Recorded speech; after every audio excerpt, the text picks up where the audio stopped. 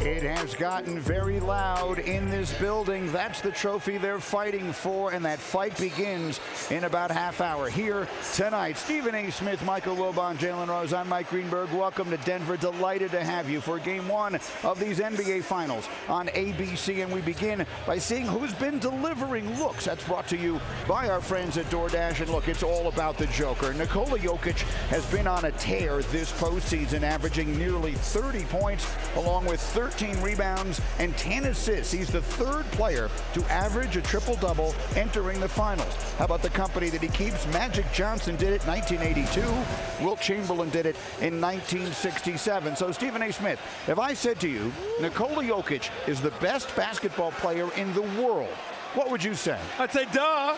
It's very, very obvious. I mean, what is there to dispute?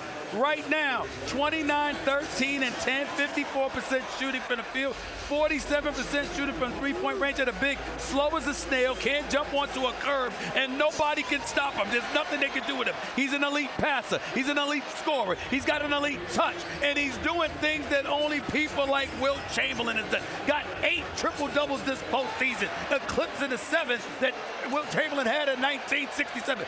14 triple-doubles in his postseason career. Only LeBron James and Magic Johnson has done that. What is there to say? Duh, it can't be disputed right now. Every comparison is to an all-time great. Every time they put up some graphic, Tim Duncan, Magic, Wilt, it's just, you're talking about people in the Hall, not just in the Hall of Fame, but at the top of the pyramid, people that might be on your Mount Rushmore, for crying out loud. So Jokic is that dominant. And I hate the word dominant now. The use of it is just overused. It means that you can control the game at times by yourself. He can do that if he doesn't score. We saw that game in which he had nothing in the first 3 quarters, and he had double-digit assists and rebounds and was dominating the game. So that's, Miami's got all of that to carry around with it as they prepare to step on the floor tonight. The answer is yes, and that's what makes the Denver Nuggets virtually unguardable offensively, because when your center leads the playoffs in assists, he's playing from the elbow, he's playing from the top of the key, which means it's open for cuts, it's open for duck-ins, for post-ups. And then in transition, when he gets the rebound, he's feeding Aaron Gordon. He's feeding Michael Porter Jr. And then the 2-man game he has with Jamal Murray, that's what makes it virtually unguardable, because you can't switch a small guy on the Joker because he's going to punish you. So not only is he the best player in the game, he's the most versatile player in the game.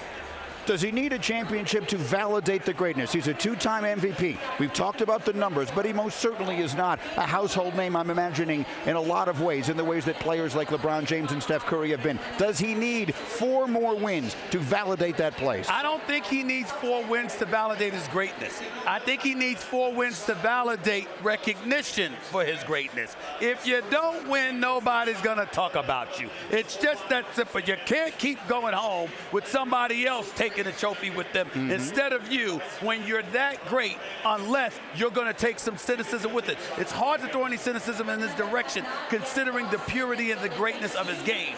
But what's the fallback position? You ignore it. You bypass it, because guess what? You don't have the chip, somebody else does, and that's the issue. Thanks for watching ESPN on YouTube. For live streaming, sports, and premium content, subscribe to ESPN+.